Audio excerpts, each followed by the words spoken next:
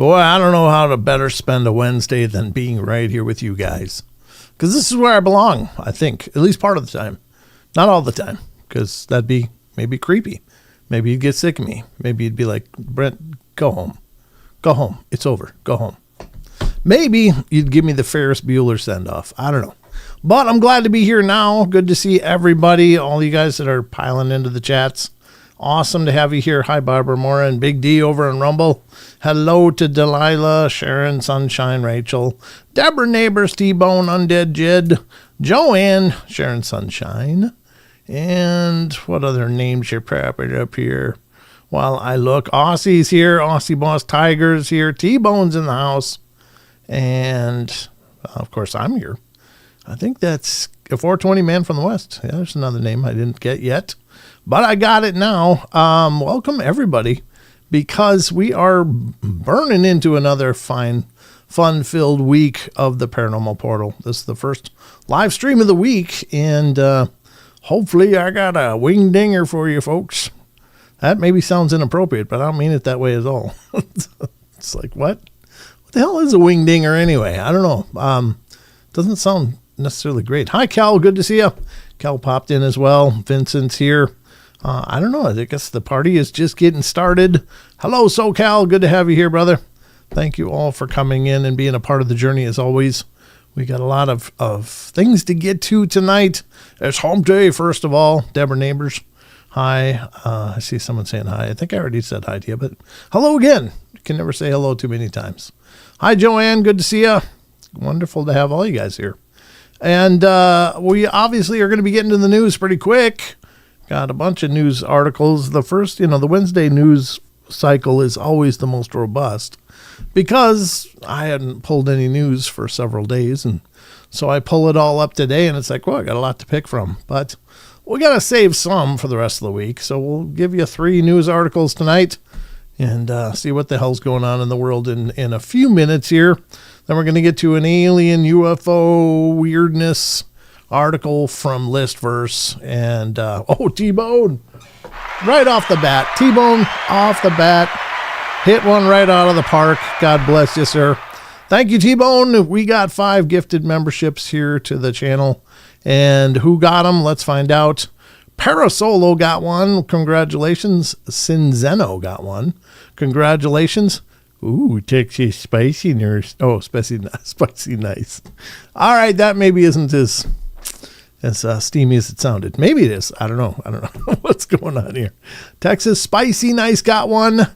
Zen23 Net got one, as did Smith 86. There you go. It's like somebody trying to say Smith with a speech impediment. Mr. Smith. Nice to see you all. Congratulations. You are now 30-day members to the channel. And if you like it, you're welcome to continue. If you don't, thank you so much for giving it a shot. That's all we can ask. And thank you to T-Bone for making it possible, introducing even more people to the show. They might just have been casually stopping by like, what's this stream? Now you're a member. Now you're committed. I'm just saying you got 30 days of commitment. And you can treat it like community service if you want. That's fine. You're doing your part for the Paranormal Portal, and God bless you for that. Thank you, T-Bone. Appreciate it, brother. Always giving us a bucket of magic here. Hi, Amanda. Good to see you. And anybody else pop in I didn't see? BJ is here. Good to see you guys. Good to see you, BJ. And that is, I think, so far, everyone. Oh, Elaine came in. Hi, Elaine. Good to have you here. As always, sorry. I got to do this because I'm getting steamy, folks. I was kind of sitting here chilly, but then I start doing the show, and next thing I know, I'm a little steamed up. I'm a little steamy, so put on your best Chuck Wah guitar as I do this burlesque. This is Paranormal Portal burlesque. This is as racy as it gets around here. And that's not much, but there's a reason for that, because trust me, you don't want to see more of this than you gotta. I'm just saying, I gotta see all of it, and I wish I didn't. I'm just kidding. I mean, I don't like loathe myself, but I know I could be in a lot better shape. So that's what I'm saying, is just, some people look good with less on. I think I look good with moron. That's just me. And it's funny I said moron, because it hit me like, yeah, I feel like a moron right now. So that's a double entendre, ladies and gentlemen. Hey, Justin Gooder popped in over on the Rumble. Good to see you, brother. And let's see, my end is buffering so bad. It's not buffering here at all. I got excellent all across the board for my connection. So I apologize. Maybe try refresh the stream. That might do it. I don't know. It looks good here, though. I don't have any indicators of buffering or anything, so I'm sorry if it's buffering. Brown chicken, brown cow. You got it, Justin Good Earth. That's exactly how we roll. So anyway, we're going to get to the article. Like I said, we're going to get to the what the hell is that segment. Going to get to the cryptid corner, and also going to get to some freaky phenomena, if I remember. I might hit freaky phenomena right after the article, but we'll see how it goes. I hit 70 on the back nine. Nice. Is that good? I don't know much about golf, but it sounds good. I know the back nine is golf. I got that reference, but I don't know if a 70 on the back nine is good. No buffering for Rachel. Good. Okay. Well, hopefully that clears up for you, BJ.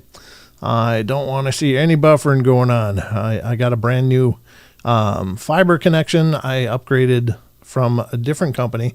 I just did it this week, as a matter of fact, and just canceled my old one because it was good. It was a fiber connection as well, but I got a better bandwidth, a better speed test with this new company, and a much better price. So it was a double win for me here. Who's that? Where's that name? I just saw. Thought I saw Susie Wright. There it is. Yeah, I thought I saw Susie pop up quick as I was just glancing. It's weird how fast our minds can read if we're not thinking too much about it.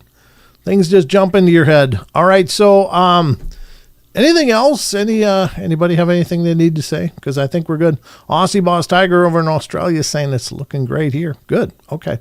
Yeah, I don't think there's a better test for internet speed than to get the report from Oz about how things are looking. Because if it's rolling good to Oz, that means it's got to be pretty good everywhere. Because that's about as far away as you can get from me. Anyway, I guess that's about all in the front end. So let's get to the news. Ladies and gentlemen, if you're not familiar with the show, we do these live streams. If you're brand new, we do these live streams every Wednesday, Friday, and Saturday. And they're always at 7 p.m. Pacific time. It's always the same start time. So that way you don't have to remember. But throughout the course of the show, these are not the podcast. If you've heard of the Paranormal Portal, which is also the podcast, is my show as well. This is a different show. This is a kind of a paranormal variety show, if you will. We do have guests. Speaking of which, is one thing I was forgetting to mention.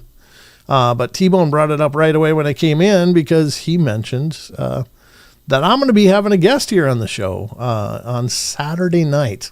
Ladies and gentlemen, we will be welcoming Mr. Dave Scott.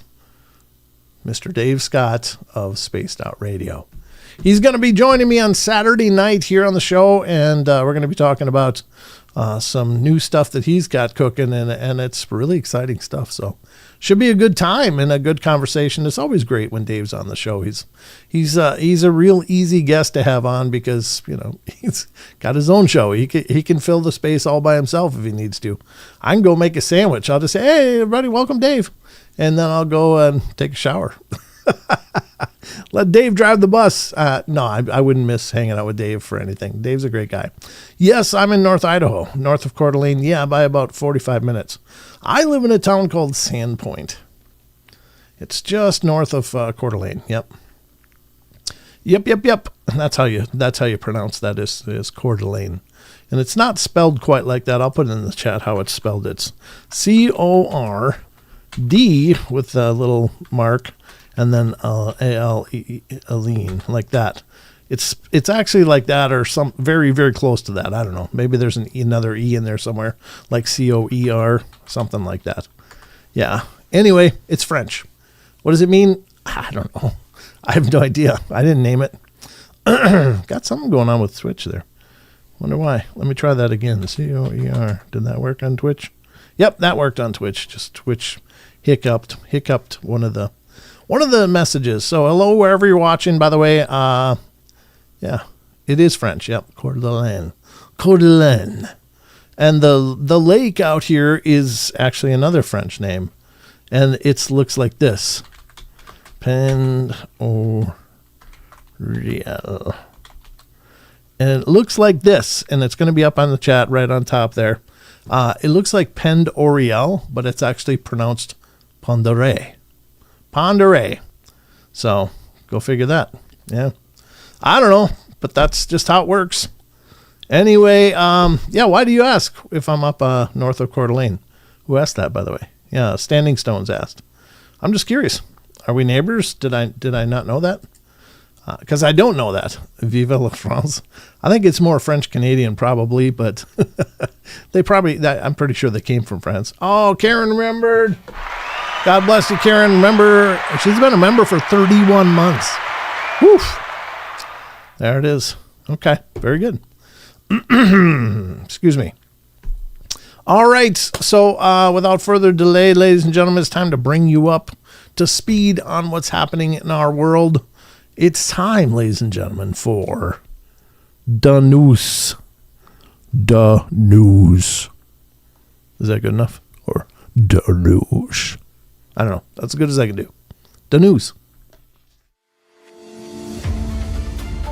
All the news you love, from the wild to the weird to the fascinating or interesting, with your host Brent Thomas.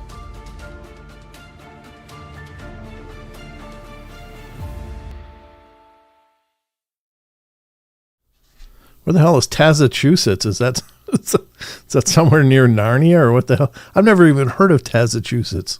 What is that? Is that a town? When is Chucky coming back on? I don't know. I've kind of left an open invitation to Chucky. I know he's got kind of a different schedule, so whenever he lets me know, he's welcome to join me. I love having Chucky on. It's a good time. He's a great guy and a longtime friend of the show, and also the champion of the question of the week. So, all right, welcome to the Paranormal Portal News Desk, ladies and gentlemen. This is where we discuss the news of the day, and it sometimes is paranormal. Sometimes it's just interesting, technically unique, some new developments going on in the world. Never political, never, ever. We'll never be touching that. Massachusetts is Massachusetts. Oh, okay. Massachusetts. Okay. That's Massachusetts. There's lots of variations of this going on in the chat. Whatever the Massachusetts.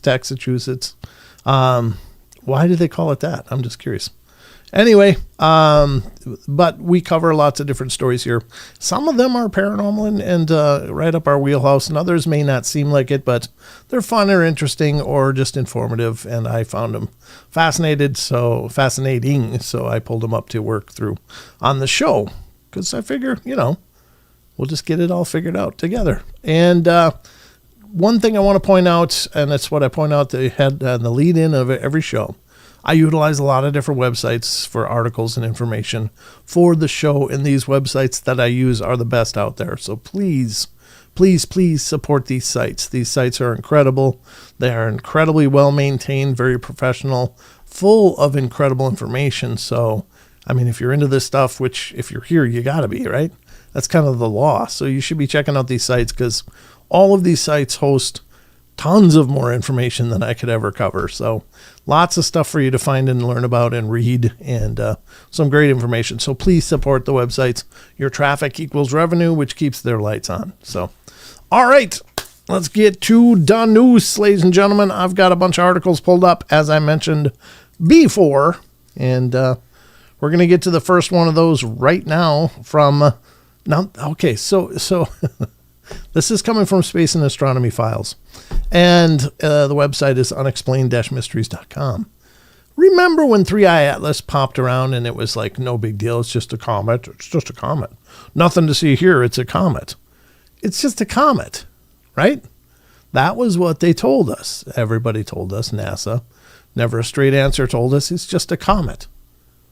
Why the hell are they planning the possibility of something like this then? Why is it important enough to do this or to throw resources at this if it was just a comet? What am I talking about? Well, I'm talking about this from unexplained-mysteries.com. Scientists propose audacious mission to catch up with 3i Atlas. Why? It's just a comet. I mean, what's the point? It's just a comet, right? Why would they bother catching up with it? What are they going to learn? It's just a comet. Here you go. It may still be possible to intercept the enigmatic interstellar visitor, but it might take a while.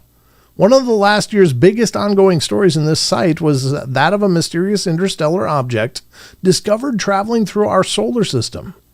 Known as 3I Atlas, it was later determined to be a comet from another solar system. And at the time, some people, including Harvard's Professor Avi Loeb, put forward the notion that the object was some sort of extraterrestrial platform that had been sent to visit the Earth. While we certainly haven't seen any evidence of this, 3I Atlas has now passed us by, there are still many unanswered questions about it, enough to justify sending a spacecraft to investigate. Why? It's just a comet. Trouble is, with the object now heading away from us, and with no mission ready to go, it had seemed doubtful that, with today's technology at least, it would be possible to catch up with it.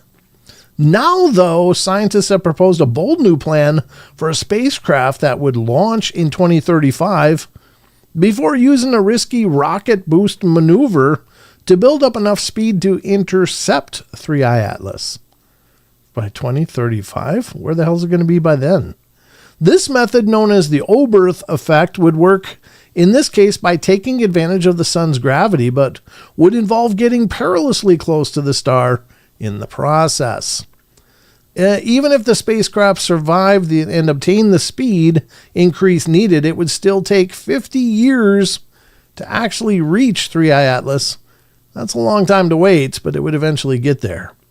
Whether such a mission will actually be attempted, however, remains to be seen. Okay, but why? Why the comet? Why not throw it after another planetoid that's circling the sun already? Or another celestial body? Why 3I Atlas? What do they want to throw it at that for? I don't know. It's got to mean something, right? So that's my take on it. It's got to mean something. If they're still giving it that much attention, like, well, otherwise it'd be like, oh, the comets came and went. And it's always an afterthought then. It's like nobody's really cared. It's like, oh, it's really cool to see a comet like Hale-Bopp and Halley's Comet. I've seen those, and there's one other one that I've seen. But, I mean, it's like, okay, they're gone. Big deal. This one, however, was full of controversy, including lots of the maneuvers and things that it did that really seemed to suggest that it was maybe not just a comet. And I'm not really qualified to say either way, but why would they do that, right? Didn't it change course already? Yeah, I think it did. I think it, well, why not fix the planet first? Because it's way easier to chase comets than fix this mess. Probably. Sounds like a giant cover story to appropriate money for another use. That's true.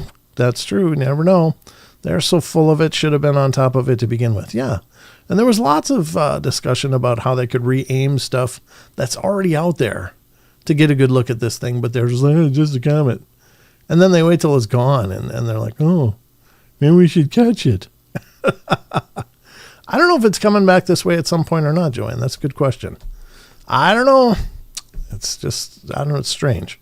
There's something we're not being told about this thing, though, is what it seems to me. But I could be wrong, too. Hi, Carjuice, came in over at Rumble. Good to see you. Justin Gooder's over there. Barbara's over there. Big D's over there. Good to have you guys here. Good to have you here. Cool Crab 10. The elites are not in a cult with each other. Okay. Well, thanks for that update, Cool Crab. I mean, I don't know. I don't pretend to know too much about all that. Could be, could not be. I've heard all the scuttlebutt through the years, but I just don't know enough to really render any kind of opinion. I don't. But interesting. They're not in a cult with each other. Maybe they aren't. Maybe they are. I don't know. The whole skull and bones thing. I've heard about that for years. And of course, Freemasons and all that other stuff. Quack 5669 says, just another fuzzy snowball. Exactly. And why would they appropriate this much money? Now, it's one thing to say, hey, could we do it? Okay, that's fine. But why did they pick this for the target? They could see if they could catch up to Pluto on a orbit. Something like that. I don't know, something else that's already here. They could run the tests and just be like, hey, we're just seeing if we can do this, if we could pull it off. Okay, fair enough. But it's funny that they mentioned the Three-Eye Atlas specifically. So that to me is kind of the elephant in the room on this discussion. But again, all I can do is just let it go. Yeah, we don't get political in here, Delilah. I appreciate what you're saying, but yeah, that's just not going to be a purview of the Paranormal Portal. Whether or not certain files are released or, that's save that for another site, please. That's just too much loaded stuff. We just stay away from all that. Here in the portal, this is our little oasis of all the madness in the world, with a whole new batch of madness, meaning ghosts, UFOs, cryptozoology, and Fortean topics, as well as strange phenomena. That's what we do here. So no worries. Just a light correction. I'm certainly not scolding you. But anyway, let's continue on. That was the first one. Again, Three-Eye Atlas still coming up for just a comet. Who would have thought it? Who would have thunk it? But that's what we know so far. All right, let's get to the next one. Did I ever put that on screen? Yeah, you guys could see that. Yeah. I was like, did I put it on screen or did I just have my face on the screen? From Science and Technology, this is the headline on this one is what really pulled me. It's like, what? Huh? Sounds like some kind of biblical catastrophe. I don't know.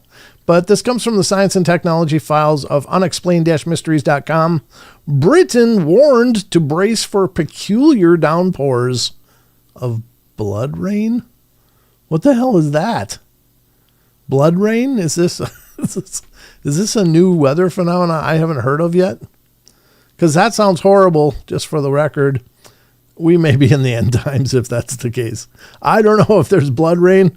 We got a whole lot of new problems to deal with. Let's see what this says.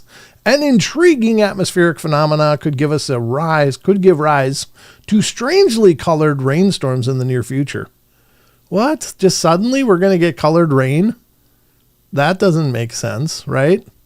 God, I should have been into conspiracy stuff because there's got to be layers and layers of that crap on things like this. With some parts of the UK having been subjected to rain every single day this year so far, it would seem as though things couldn't get any worse. According to meteorologists, however, an unusual phenomena could soon see rain showers across the country turn a distinctive red color. Why? What the hell makes red rain?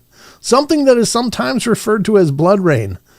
I've never heard rain ever, even red rain, called blood rain before. Anybody else ever hear blood rain? Because it's like one of those things. It's like, okay, I'm going to kind of edge around political issues here, but when they were pushing the vaccinations, and forgive me, it's more conspiratorial than it is political, but when they were pushing the vaccinations, suddenly they started adopting a new phrase and dropping it everywhere, and it was called sudden adult death syndrome. Like, it's like, what? Where'd that come from?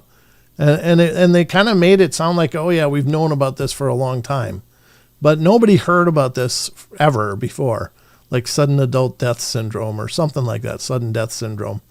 Was it SDS or whatever? But they were dropping it like, oh, it's just this normal thing we already know about. But nobody ever knew about it. And is blood rain, oh, it's just a rare phenomenon called blood rain. Rare is what? Like since Egypt? What the hell does that mean? I don't know. Anyway, let's keep going. This is interesting. Of course, there isn't actual blood in it. Instead, the red hue comes from the desert sands of the Sahara, which have recently been swept up in a giant plume that is heading towards the country. Oh, makes perfect sense. With the dust mixes with the rainwater, it can turn a strange red color.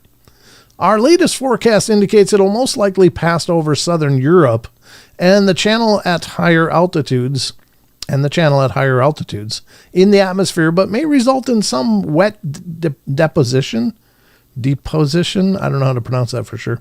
At ground levels, if it mixes with weather forecasts, also showing some rain. Mark Parrington of the Copernicus Atmosphere Monitoring Service told the Mail Online. In the past, showers of so-called blood rain. See, there you go. In the past. Really? What past was this? when Pharaoh was dealing with it? What the hell is this? Had been perceived as a sign from the gods, thank you, or even a portent of doom, foreshadowing of some impending apocalyptic event. Even though we now understand what causes it, anyone who isn't expecting it will still likely get something of a surprise if suddenly caught out in such a downpour. Yeah. Are you okay? No, I just got wet. Oh, you're bleeding everywhere. No, it's just rain. I don't know, folks. This is weird stuff. We have just jumped right into the deep end.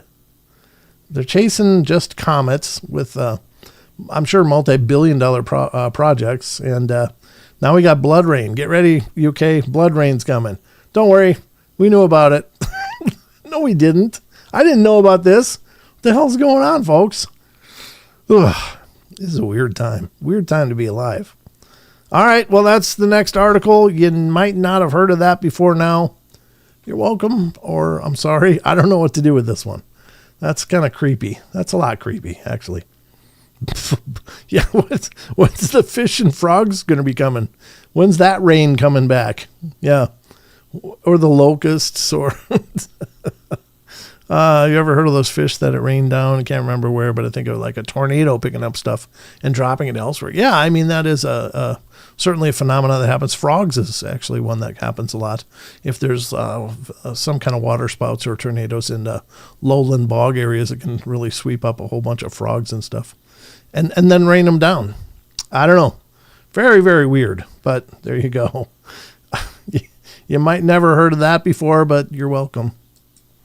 Or again, I'm sorry.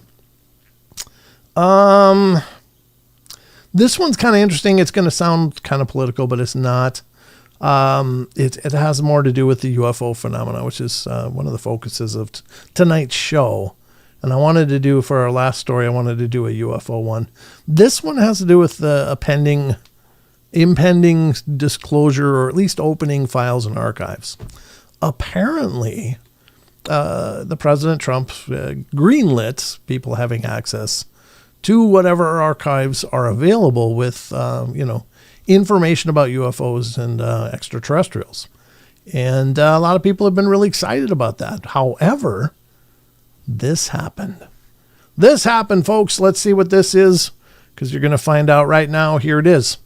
From the conspiracy files, which is like the theme of tonight's news, the Black Vault's archive wiped hours after Trump's UFO files pledge.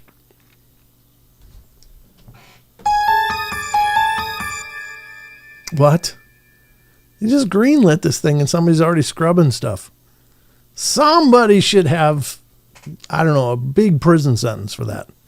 There should be heads rolling for that. There's no freaking way in hell that should have happened. I don't even know what the Black Vault is, but I'm pretty sure it's where they had a lot of stuff that we would have wanted to see. Anyway, let's see what it says. I'm not even familiar. Let's find out together. Someone deleted the files, but who and why? The site, which offers a huge collection of declassified government documents, saw its archive disappear overnight. Oh, that's a website, right? The Black Vault. That's right. Founded and maintained by researcher John Greenwald, the Black Vault has, since 1996, offered up an enormous archive of declassified files on everything from UFOs and aliens to secretive CIA mind control and remote viewing experiments. Okay, so I thought this was some government repository, but it's a person's repository, but who the hell would have scrubbed that? On the night of February 20th, however, something went very wrong. Merely hours after President Trump had announced that he would be ordering agency heads to release all their files on the UFO phenomena, the entire archive held at the Black Vault disappeared. According to Greenwald Jr., the issue wasn't hardware failure or file corruption. Someone had seemingly logged into the server and deleted the files deliberately. Well, you should have a backup, though, right? I mean, like, everybody has a backup. What is this, 1983? Exactly how someone had achieved this remains unclear. An investigation by the hosting provider seemed to show that the directory permissions had mysteriously changed. On the plus side, Greenwald had kept a secure backup. God bless you. Well done. File maintenance. Yep. So he had a secure backup of everything that was deleted and was able to restore the files to the server shortly afterward, ensuring very little downtime. How this happened in the first place, however, remains a mystery that has yet to be solved. That obviously wouldn't be a governmental thing because they would know. They would know there'd be a backup. And I don't know. It makes me wonder what the hell they're thinking. Because if you wipe out a website, it's going to be like 5 minutes till they have it up back up. It's not detrimental. Nobody's dumb enough not to back up their servers. That's just standard practice in information technology.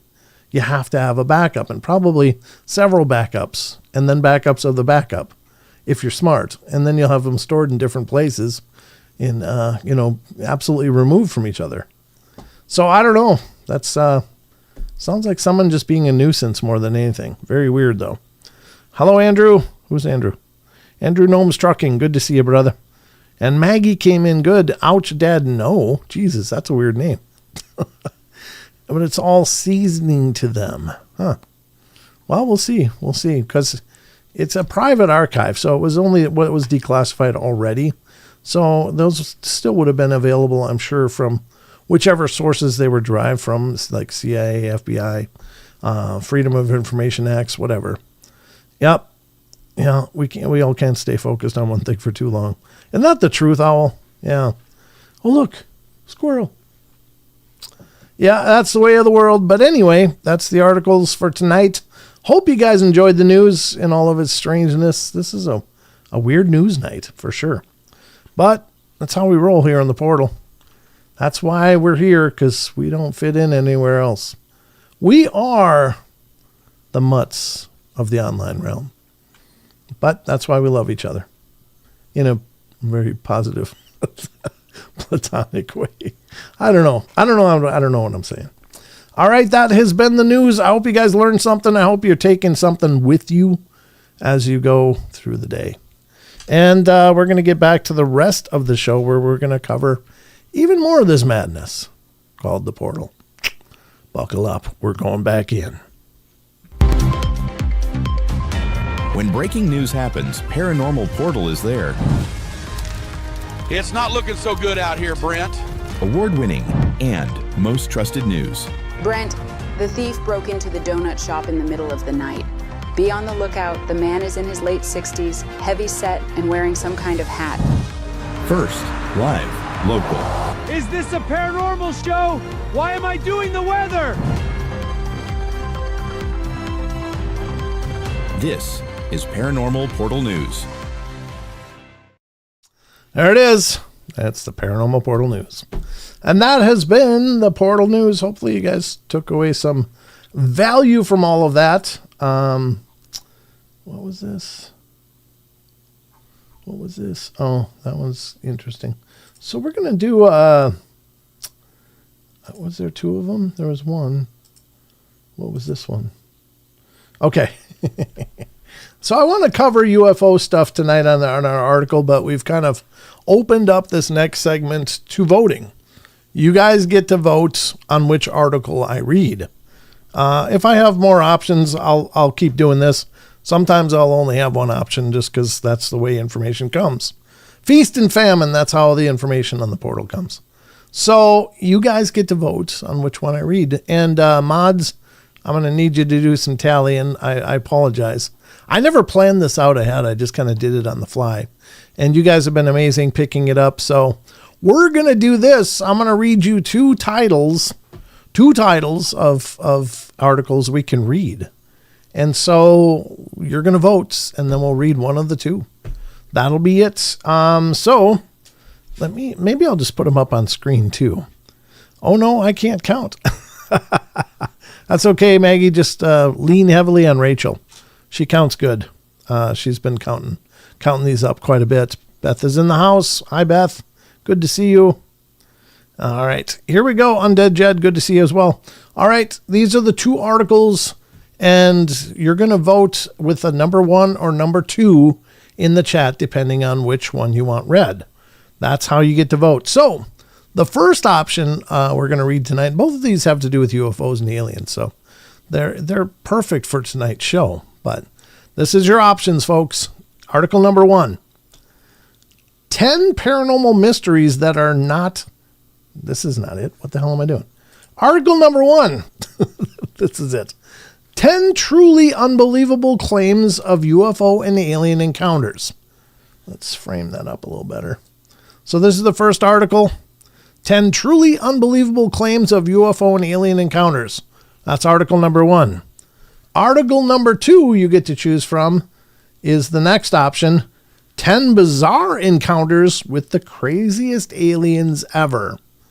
10 bizarre encounters with the craziest aliens ever is number 2. Number 1, 10 truly unbelievable claims of UFO and alien encounters. So it's time to vote, folks. Which of these two would you like to be read tonight? That's your time to vote. Let's see what you guys are saying. Got some twos. And it's only 2 options tonight, so it should be easier to tabulate, hopefully. And Rumble, I'm looking at you too. I'll have to read your votes. Your votes, not your rotes. Your votes. Got a 1 over there. Got a couple 1s. Maggie and Susie. 2s for Keds. Joanne is a 1. Beth and Rachel are 2s. Okay. Yeah, it's going to be kind of neck and neck. It'll be interesting to see which one you end up reading here. Let's do some voting music.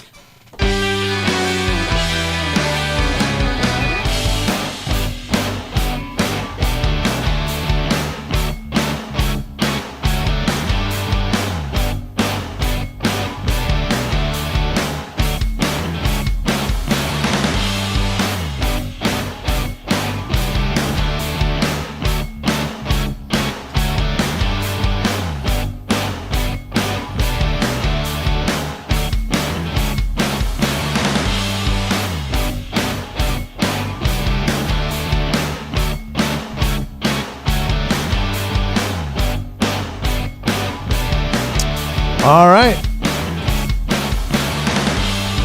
Holy God, that's long. All right, looks like we got over on Rumble, we got 1 from Justin Goodearth, 1 from Barbara Mora, 1 from Car Juice, 1 from Big D. So it's all 1s over there. That's the votiest music I ever heard. So there is 4 1s to add to the 1 pile. How does that do it? Where are we at with the tabulation? So looks like... Oh, there's 12 2s and 6 1s according to Maggie. All right. All right, good. The 2s have it. Looks like the 2s have it. Okay. All right. 2, 6, 1, 13. Well, Rachel's got number 1 getting 13 and 2 getting 6. Oh, man. We have a discrepancy here in the voting. All right. How fast can we get a recount here? What is this? I don't even want to say it because it'll be political. Yeah. Maybe we'd have to... Never mind. I'm not even going to say it. Not even going to say it. 10 1s. Okay. Maggie's got 10 1s and 13 2s. Okay. Looks like 2s. Is that right? You choose, Brent? I'm just going to choose 2 because that's what a couple tabulations have had as the winner. 2's 1. I counted. Amanda said, okay, thank you. All right, we're going to go with article number 2, and that will be this one, ladies and gentlemen. 10 bizarre encounters with the craziest aliens ever, and this is coming from Listverse, which is a really cool site. I've been really enjoying their articles and what they've got to share with us. Damn it, don't do that. What in the hell are you doing? There we go, kind of. It does this thing where it like wants to resize it just so it blows up my whole screen. That's not what I want. But we're going to read 10 bizarre encounters with the craziest aliens ever. You know these are going to be good, right? So this is from Garth Haslam, and this article comes from October 21st of 2019. So it's 7 years old. It's been around for a while, but again, this stuff's always evergreen. This is fact-checked by Jamie Frater, so let's go check it out. I just really have adored these articles. They're a lot of fun. Number 10, starting off the list, frog aliens. Ribbit. Let's see what this one is. Harrison Bailey loved to walk so much that he found a way to profit from it. He had a huge green tire with advertising space on the side of it, and he'd take long walks rolling it with sponsored ads. He was on such a walk from Chicago, Illinois to Joliet on September 24th, 1951, when he rolled his big tire into a small wooded area along the route near the town of Orland Park. Well, as he approached the woods, he became aware of a strange prickling in his neck and saw a sort of silver whirlwind in the sky behind him. But he was on a tight schedule with a long walk ahead, so he ignored it and continued forward into the woods. In front of him was what he took to be a large frog on a log. It's got to be a punchline. It's a frog on a log. As he approached it, he became aware of other animals about the same size hidden in the foliage on both sides of the road. Small, round insects were all over the road, and Bailey walked on, figuring his boots would protect him. Then the frog on the log stood up and started walking towards him. Oh, that's not what you expect from frogs, ever. Soon Bailey was surrounded by these bipedal frogs, and they were jumping up to touch him on the shoulders, back, hips, and legs, and when they touched him, it felt unpleasant. He started to run, still rolling his wheel ahead of him, and over the strange insects that covered the ground, and eventually escaping the horde of frogs. Good God, I've never heard of this one before. Further along the road, Bailey ran across a large rounded object that opened to reveal two 5-foot-tall human-like beings wearing helmets that obscured their faces. The next thing Bailey was aware of was lying on a bed of some sort, presumably inside the object, with the two beings examining him somehow, communicating to instruct him to tell the world about them. Well, they never actually spoke, but after this strange exam, Bailey was allowed to leave with his wheel. His damn tire gets to go everywhere. But despite the beings asking him to tell the world about them, he immediately forgot about nearly everything that happened that day. It was only around 25 years later when hypnotic regression was used to try and recover what happened in the hours of that September day that strange series of events was first told to the world. That is like, I mean, my God, I would expect ayahuasca or DMT to be involved in this, or mushrooms. I mean, or acid. I don't know. It's like, not to suggest that he had to have been hallucinating, but it's just such a bizarre chain of events. It sounds like Alice in Wonderland, you know? I don't know. Very strange. Truly living up to its reputation. That's bizarre encounters with the craziest aliens ever. That counts. All right, here we go with number 9, Space Cone. Space Cone. That sounds like a bad 1950s TV pilot. On Sunday, November 1st, 1954, Rosa Dianelli was walking along a footpath through the fields and thickets on her way from her house to the nearby town of Sanina, Italy, when she planned to place a handful of carnations on the altar of Madonna Pellegrina, the Pilgrim's Madonna. It was a path she used almost daily, and an area very familiar with her, until she entered a small clearing and found that some sort of vehicle in the middle of it. Well, the object was only about 7 feet tall. It looked like 2 tall cones connected together at their large ends, like a round diamond shape, and it stood on 3 small legs. And it had an opening on the side that revealed 2 small chairs. As Rosa was starting to wonder about this object, 2 tiny men, only 3 feet tall or so each, walked around from opposite sides of it to approach her in a friendly fashion. Well, that's nice. The 2 looked mostly human, but their size and an odd curve in the center of their lips showed that they were not. Both wore one-piece gray overalls that covered them from their necks to their feet, and each wore a short cape. And they also had odd helmets that covered their ears. The two short men tried to talk to Dianelli, but she didn't understand the language they were using, and they snatched some carnations from her and dropped them inside the craft. Then one of them reached inside and brought out 2 white spheres, and Dianelli took the opportunity to run from the scene. When she looked back over her shoulder at them, they vanished. Yeah, this is a one-off for me. I've never heard one like this before. So, 2 I've never heard of. Interesting. Very strange. Number 8, Silver Monster.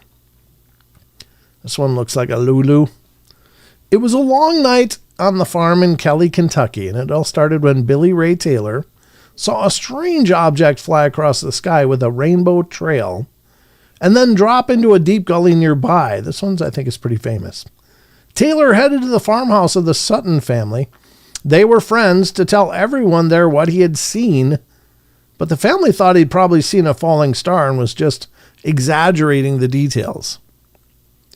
Half an hour later, something glowing approached the house from the fields, and Taylor and Lucky Sutton watched the strange glow from the back door of the house until it became clear it was some sort of bipedal creatures, 3.5 feet tall, with a round head and very long arms ending in talons, that was walking towards them.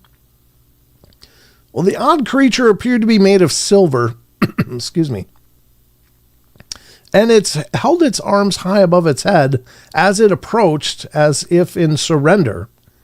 And there didn't seem to be any obvious reason it was glowing. Taylor and Sutton both grabbed guns, and when the creature came within 20 feet of the house, they opened fire, with the odd result that the creature flipped backwards and then ran away. Yeah, that's probably not the greeting he was hoping for. Soon another such creature was found staring into the house in one of the windows, and they shot at it from inside the house, and the weird thing flipped backwards and out of sight. Assuming the body would be just outside, Taylor and Sutton headed for the front door, and as Taylor walked out, however, one of the creatures was seen to reach down from above and touch his hair with its talons. The family yanked Taylor back inside before he could go any further, and Sutton ran out and shot the creature, knocking it off the roof. Another creature was spotted in a nearby tree, and Taylor joined Sutton as both shot at the creature, and it fell from the tree.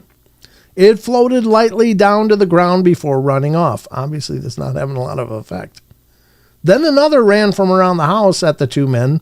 Sutton fired point blank into the creature, and they heard the bullets hit it, but the strange creature was unharmed, even though it turned and ran after being shot. It was now obvious to both Taylor and Sutton that their guns were useless, and they ended up retreating back into the house.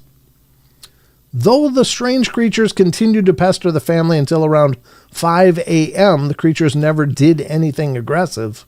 Instead, they appeared to simply be curious about the family, always looking at the windows but never entering the house. Wow. I mean, what do you do? I gotta admit, I'd love to say, hey, come on in, let's meet. Let's say hello. But yeah, if something freaky like that came up to you with its arms like all chimpanzee above its head or something, you'd be like, yeah, this is not right. I don't want to get any closer. And I think, it's maybe not great to say it, but I think I'd be probably most likely to go, yeah, let's pull the trigger. I don't know what they're coming for, but they're coming. That's a lot to suck in and deal with cold like that. Number 7, 4 legs and arms. Oh, there's a sketch. Oh, there's like 2 at the elbow. Okay. That's a little interesting. It was a Sunday around 2 p.m. in Casablanca, California, and a large group of boys were playing in a yard in front of one of their houses when they noticed the first strange object in the sky above them. Soon others appear and disappear with a musical ping, putting on a show for the boys, and the boys thought it was fun. But any time they tried to get one of the adults in the house to look, everything vanished. So it was just for them to see, and they soon just accepted this. One of the objects, multicolored and bright, landed about half a block away in a field. The 2 of the other boys saw a strange thing in front of the house next door, and it was about 3.5 feet tall, floating above the ground and transparent enough that they could see the brickwork of the house through the thing's body. Prison. Oh, they're from prison? Is that what it is? Ghostbox says prison. Okay.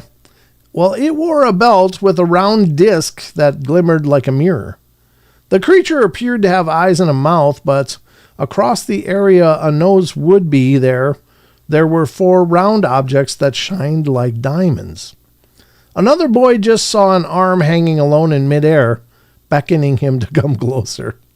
Yeah, if you ever see a floating arm going, yeah, come on, don't do it. Just keep your distance. Then another full emerged from the landed craft, also floated above the ground, but much more solid looking than the previous. And this one appeared to be wearing a satin-like material. It had 4 legs and 4 hands, each of its arms splitting in 2 at the elbow. This being somehow talked to one of the boys, telling him to climb a nearby tree so he could be picked up in 15 minutes. Using a hose, the other kids kept the younger ones out of the tree, and 15 minutes later, one of the strange objects flew around to the top of the tree before all the objects disappeared for the last time. Yeah, that's creepy as hell. Trying to take kids. That's horrifying. Oh, this one's ginger aliens. The ginger aliens. No offense to any ginger listeners. Of course, love redheads. Love all different hair colors. I'm very politically correct with my hair. But I don't know about the ginger aliens. That's a bit new. Let's see what it looks like. They're kind of look like dwarves. Oh, hey. Look like dwarves. Let's see what it says. Jose Antonio da Silva from, how do you say that? Bebedouro, Brazil, just wanted to fish. He got up early that morning to do just that after having hiked to the lake and set up camp the day before, but around 3 p.m. his plans changed against his will when a group of 4-foot-tall humanoids, completely covered head to toe in strange suits, paralyzed his legs and then dragged him aboard a weird craft. Yeah, that's creepy. For hours, Da Silva sat with his captors as the strange vehicle moved, and there were no windows, so he could only feel the motion of the craft, with no idea where it was going. They had placed a helmet over his head, just like the ones they were wearing themselves, and when they reached their destination, he was brought into a large room and placed sitting on a stool, and here he saw these beings without their helmets on. He continued to wear his. Among them was one being who was slightly taller and appeared to be in charge. Well, they all looked about the same, roughly human with red hair that hung to their waist and beards that stretched to their stomachs. Their eyebrows were very thick, about 2 finger widths, and they had no eyelashes on their slightly larger than human green eyes. The biggest difference was their mouths, which were a little wider than a human's, had no teeth in them, looking more like a fish's mouth on the inside. Well, they communicated to Da Silva by means of gestures and illustrations. He soon understood that they wanted him to go back to Earth to gather information for them, then eventually return to live with them for several years, finally to return to Earth with them as their ambassador and guide. Da Silva refused the offer. With that, he was taken back to the strange craft and after some time was dropped off in the middle of the night by a stream, and once he found his way to a road, he was able to learn that he was about 30 kilometers or 18.6 miles away from where he had been fishing, and 4.5 days had passed. Wow, so he was gone for a while. I don't know if this is his rendition of what he saw or some artist rendition or kind of artist. I mean, it's not bad. It's just, looks like they got racks of people already. What did they need him for? That's very strange. Okay. Well, there he is, I guess. Did they say they stripped him down? I don't know. Because he's like sitting there in yellow underwear and a helmet. So that's not a good look generally, unless you're in a comic book. But I don't know. Very weird. All right, number 5, Bigfoot. Well, here we go. Here we go, folks. Bigfoot. It was 10:30 p.m. on a foggy night out in Frederick, Wisconsin, and farmer William Bozak was driving home from a co-op meeting he had attended in the nearby town of Frederick, when his headlights reflected off of something on the left side of the road.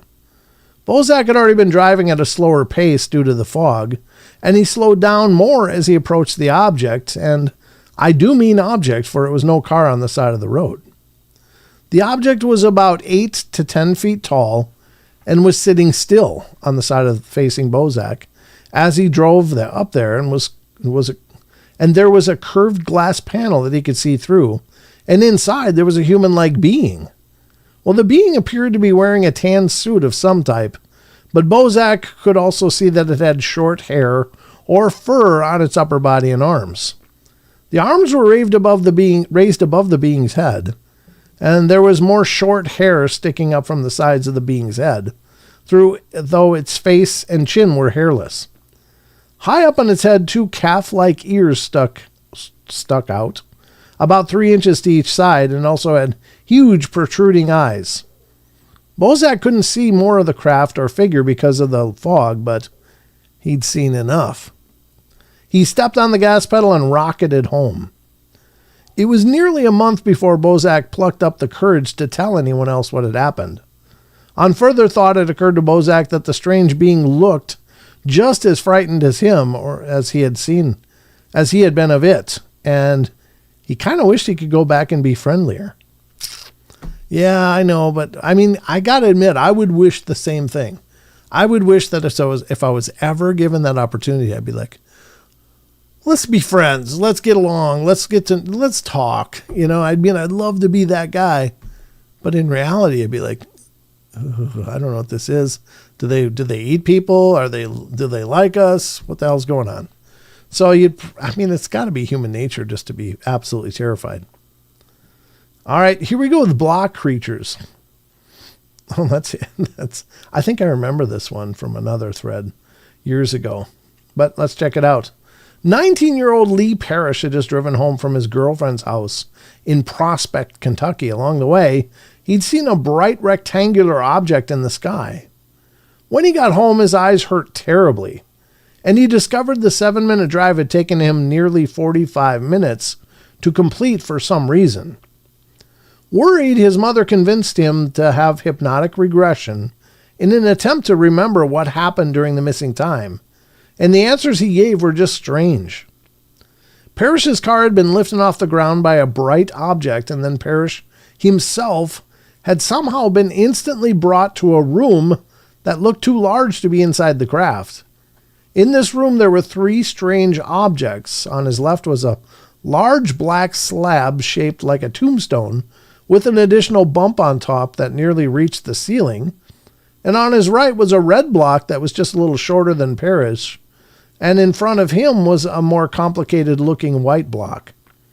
The white block was Parrish's height, about 6 feet, and had a surface that curved away from Parrish on the front, with a distinct rectangular head.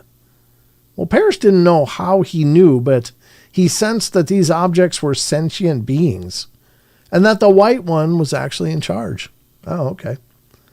The black slab had a single limb stuck out from one side in its front. It started to use this to slowly touch Parrish on his side and back, a feeling that was unpleasant, cold, and burning at the same time. It made Parrish feel like he was vibrating.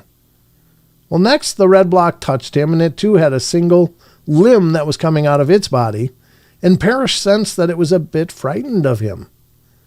It slowly touched his shoulder and then the side of his head, above the ear and the hairline, and these touches came with the sensation of being pricked with a needle, but it didn't hurt very long. Well, after touching him, the red block moved to the white one and either disappeared behind it or merged with it. The black slab backed away slowly as the white object made a sound like sandpaper being used, and then the white one moved to the black slab and again either disappeared behind it or merged with it. A moment later, the black slab disappeared, leaving Parrish in the room alone. Then Parrish was in his car again looking at a little pond near the roadway that he had been driving on. His eyes were completely bloodshot, and he had trouble seeing for days afterwards simply because of how badly they hurt. Yikes.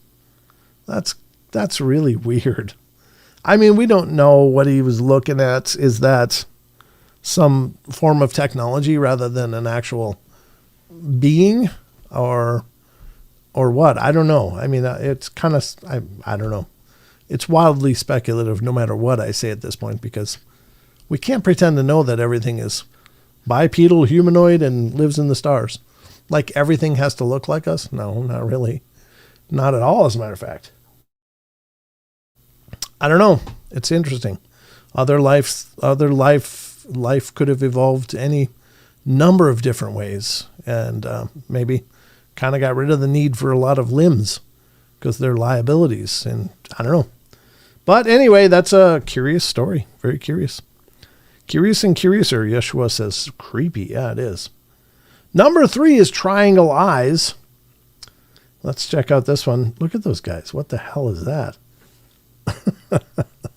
Looks like some bad Halloween masks from the 70s. Anyway, let's see what it says. Private security guard Piero Fortunato Zanfretta was driving his rounds in Torriglia, Italy, that cold and icy night, when just a bit after midnight, his car's engine lights and radio all failed at once, bringing the car to a stop in front of one of his client's houses.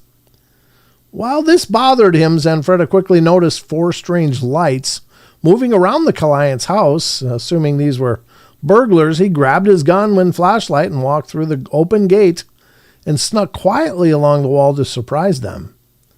Then someone touched his back.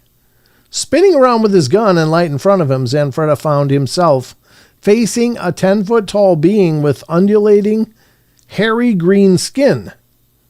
He pointed his flashlight up to see the face and then dropped it in shock. The creature had triangular yellow eyes and red veins on its forehead.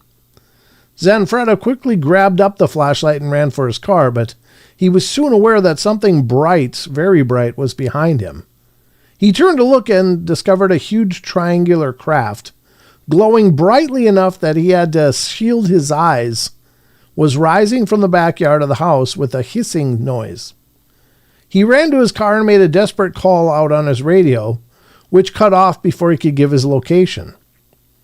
An hour later, 2 other patrol cars came through the area and discovered Zanfretta lying in the ground out in front of the now closed gate to the house. As they approached, he jumped up, pointed his gun at them. His eyes were bulging and he didn't seem to recognize them. Well, they managed to overpower him, but noticed as they did that Zanfretta and his clothes were very warm, despite the icy temperatures he had presumably been lying in till just that moment before. A further investigation after daybreak showed 2 large horseshoe-shaped impressions on the ground behind the house, as if something massive had been sitting there, and 52 witnesses from around the city had all seen the bright light in the area at the same time that Zanfretta claimed to have been attacked. Yeah. Yikes. 10 foot tall. That's horrible. That sounds like the one in Vegas, actually. Those were allegedly, 9 to 10 feet tall. And we just covered that recently, so I don't know what to make of that, guys. Very strange. All right. So, let's go to number 2. We're down to the last 2 here. This is number 2, the tent creatures. Look at those. What the hell? What are those damn things? Those weird fluffy kids show. Teletubbies. Reminds me of Teletubbies. Which is all kinds of creepy in and of itself. So, seeing a UFO version of Teletubbies, that would be about some serious nightmare fuel. Yeah. Not good. TR3B Black Manta. Yeah, that's the allegedly man-made version of UFOs. The TR3Bs. But let's check out the tent people. Or tent creatures. Federico Ibanez, 54, was driving to his vineyards just out of Tours, Spain, around 11:30 a.m. that morning when he came across a strange object in the road ahead of him. It was shaped like half an egg, a large dome on 4 short legs, and appeared to be made from shining white metal, and it was about 8 feet or 2.5 meters tall. As Ibanez puzzled over this object, 2 small figures emerged from near a carob tree. I'm not sure what a carob tree is. About 36 feet or 11 meters away, and headed for the craft. He saw the strange beings from the side, one behind the other, and they were only about 3 feet or 1 meter tall each, and appeared to be wearing white outfits that covered them from head to toe, and looked as if they were inflated. The little beings almost appeared to be wearing tiny tents. The feet and hands were small and dark in color. All that Ibanez could make of their faces was that they had tubes of some sort that projected out of the face for about 3 inches and like built-in binoculars. The 2 figures rushed to the vehicle and entered it, after which the half egg rose quickly and silently, creating a whirlwind as it took off. Later, researchers found 4 small impressions in the ground, where Ibanez said the vehicle had been, and estimated the weight of about 4 tons from the depth of the impressions. Wow. And this is the last one, number 1, Soviet Russia, in Mother Russia. There it is. It was around 6:30 p.m. Oh, look at that name. Look at this name. What do you do with that? Lebrovezhny Park in Voronezh, Russia.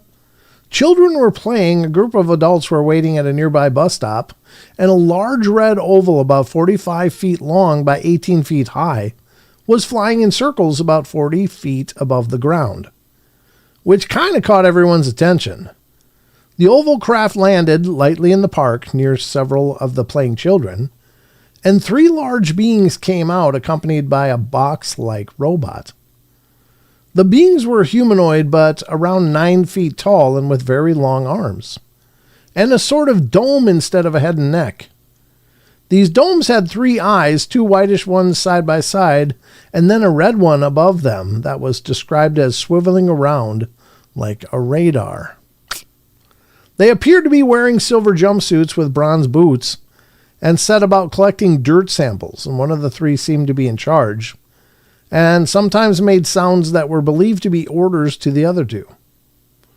Everyone witnessing the event had been too stunned to really react at first, but it soon proved to be too much for the young man, who started to scream. And the being in charge clearly focused its attention on this young man, who was suddenly frozen in place. Everyone else then started to panic as the strange beings now appeared to be a threat. But before a full panic set in, the beings in the craft simply vanished from view.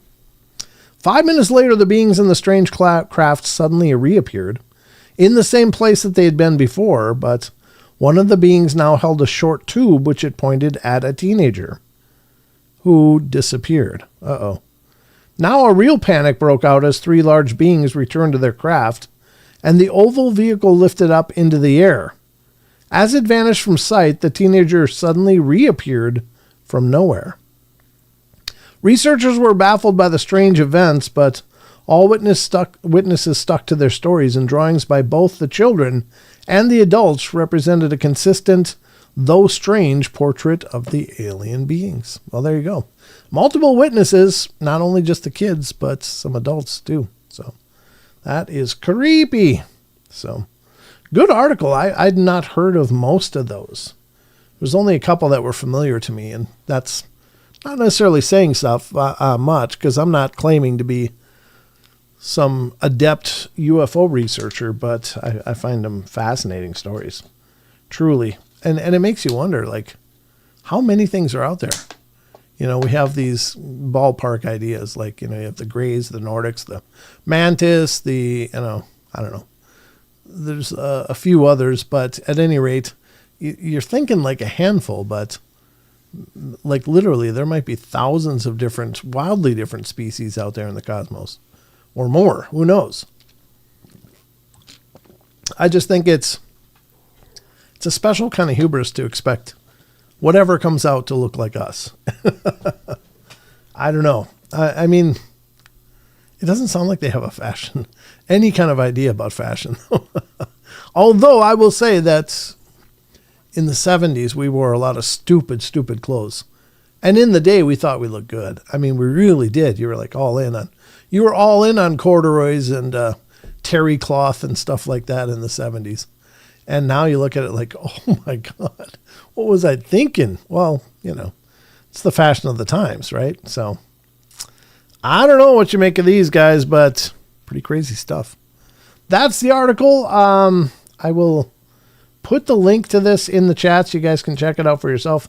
This one didn't really include video elements to follow along or to check for yourself, but there is some pretty good artwork there that if you're looking on a small screen might be hard to see. So I'm going to give you the links and you can check out the artwork yourself and review these with maybe some other links that are also included with this. But I think it's fascinating. Fascinating stuff, folks. Fascinating stuff.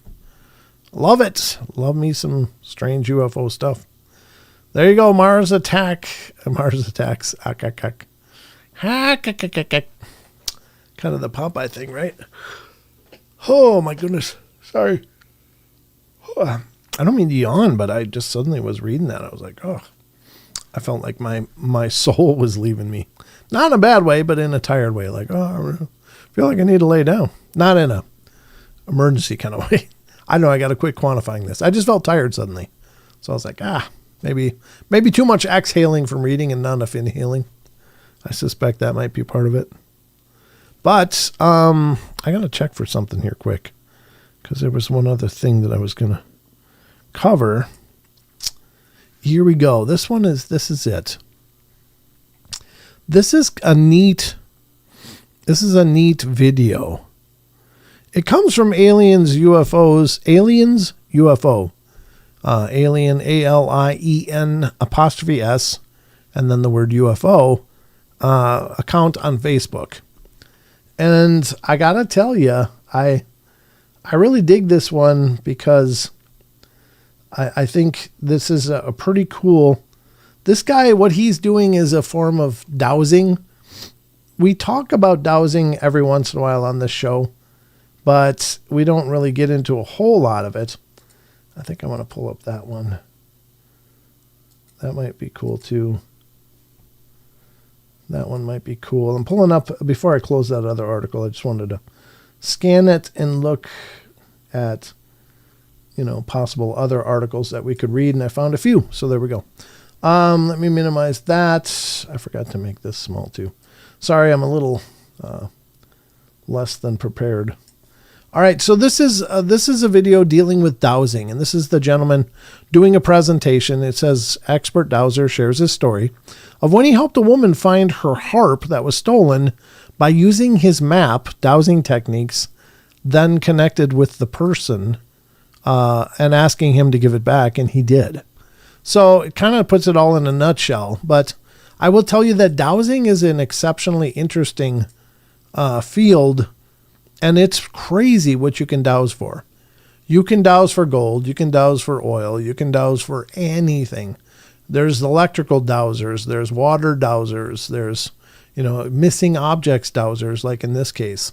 You don't really have to be chained to one thing. Like they used to call it water witching in the South when you'd use dowsing to find wells or where to dig a well and stuff. And it's fascinating stuff. But in truth, and what is dowsing? It's kind of hard to say. It might be some people are sure that they're communicating with something else. Other people are thinking that they're tuning into their own psychic vision or sight or sense. And it's up to you to decide. I don't know. I think it's probably the latter more than the other, but it could be a form of communicating with spirits. Some people are sure that when they're dowsing, they're talking to spirits. They're talking to some intelligences that are, just willing to help, which is fine. And again, to each their own. I don't pretend to be able to identify all of this stuff, but I do think there's something exceptional that happens with dowsing. And, I kind of like the idea that we're tuning into a higher part of ourselves that can see through a lot of the illusions that we're kind of buried in here. That, we're communicating with I don't know, something with a lot clearer sight. And I like the idea that it's a higher version of us. But in any case, dowsing rods are really intriguing. You're right. So I thought we would cover this for this segment.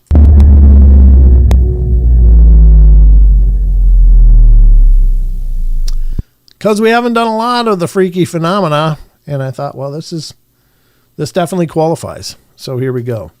This is the freaky phenomena, folks. And this is, again, it's a bit longer. It's about 6 minutes. So it's going to take a minute to get through it, or a few minutes, as it were. But I think this one's pretty cool. And I hope you guys enjoy it as well. I'm getting notifications, of course. Because why not?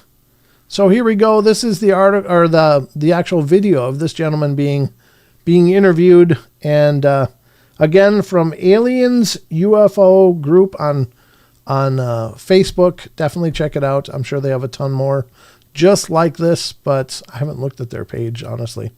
But I love this. I love this speech. It was very interesting. Allegedly true story of this man dowsing to help somebody recover a very rare and valuable harp. And so here we go. On me. So I got a call from a lady in Berkeley, California. And she said, my daughter was playing a harp in a Christmas musical. On the third night, somebody went in the theater and stole that harp. Now this harp is invaluable. You couldn't put a price on it. It was one of 3 made from the same bird's eye maple tree by the master harp maker in the United States. It's really, you just could never replace that.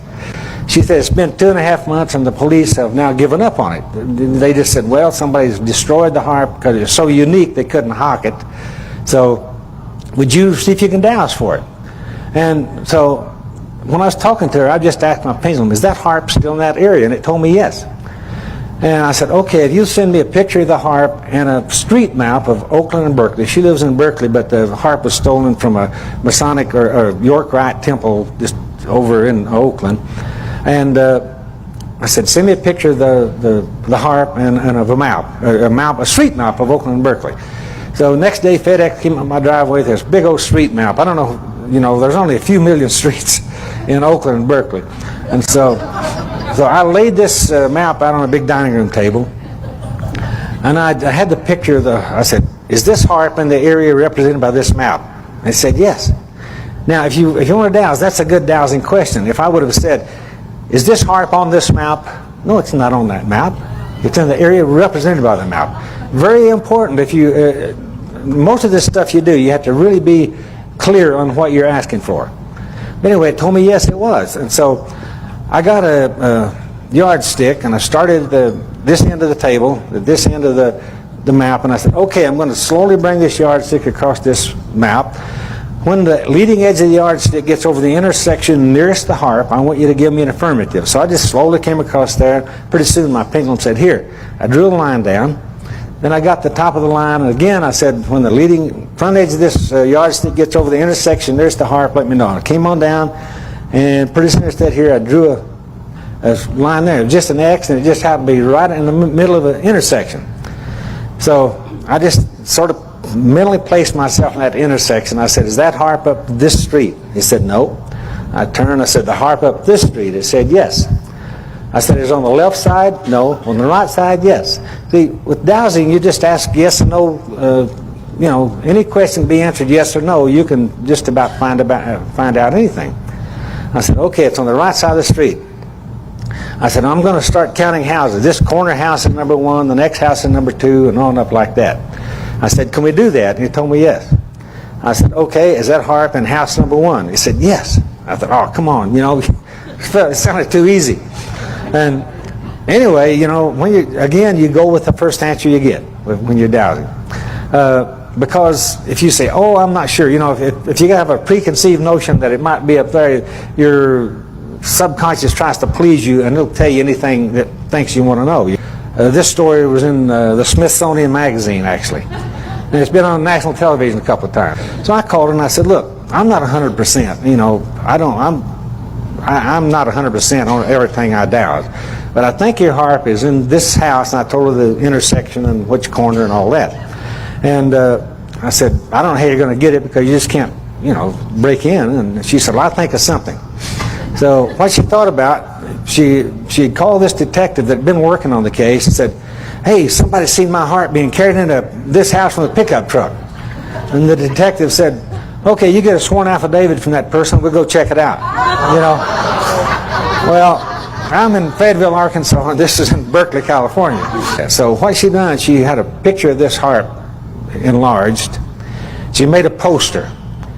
She made 6 posters out of all the blocks and all the houses in Oakland and Berkeley. She made 6 posters. It said, reward. This harp was stolen December 17th and was last seen in this neighborhood. Now, like this is the house here, she put 1 poster on that corner of the block, 1 on that corner of the block, and 4 right here facing the house. So that afternoon, she got a phone call from this guy, and he was really scared, and he said, a friend of mine bought a harp, but we didn't know it was stolen. He knew we had him pegged because these 4 posters was right there facing his house.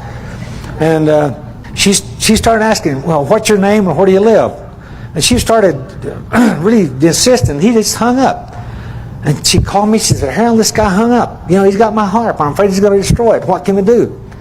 I said, well, I don't know. Maybe I can connect with him. And you can do this. You can really reach out and touch someone if you want to. But what I did, I just sat, and the connection was, I have to have a connection. And the harp, the lady that owned the harp, and the guy that's got the harp. So I could get to him that way. And I just sent him a message. Don't destroy the harp. Just get it back to the lady. Get it back to the lady.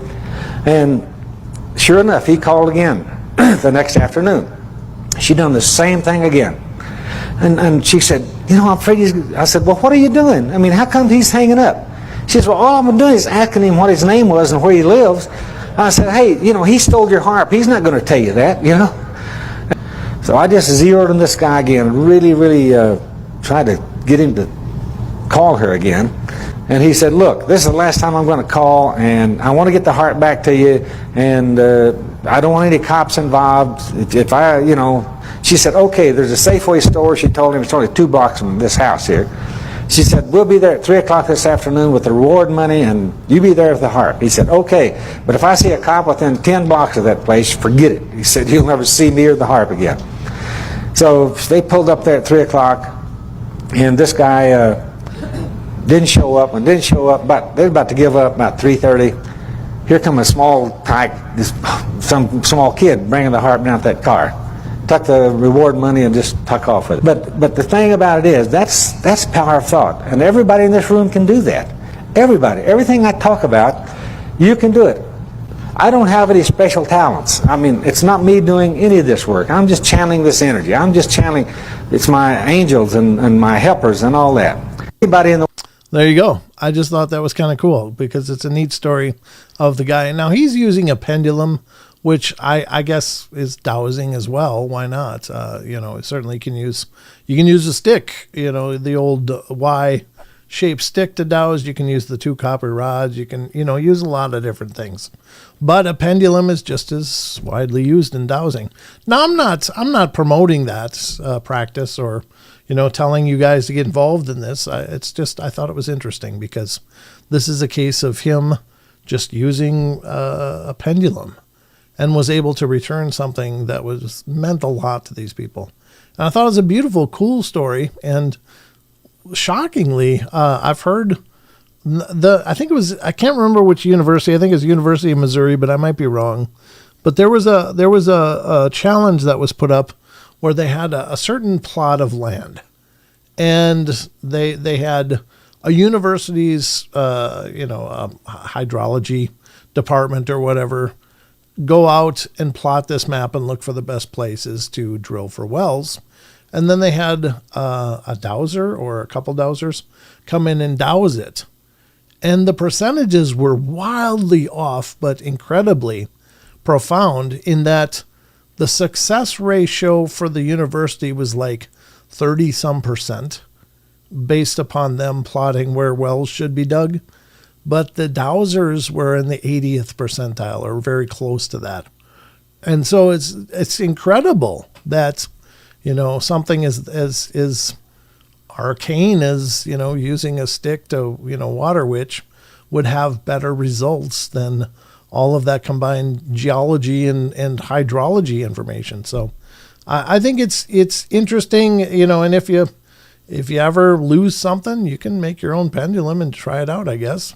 If there's something you've been looking for, and try to guide your questions and see what it works for you. I don't know. And again, I'm not advocating or telling you to stay away from it. I don't think this is one of those things that you're really gonna expose yourself to dangerous things, but to each their own. Follow your own code and your own spirituality on this. But I find it interesting, and this is definitely one of those really cool, freaky phenomena.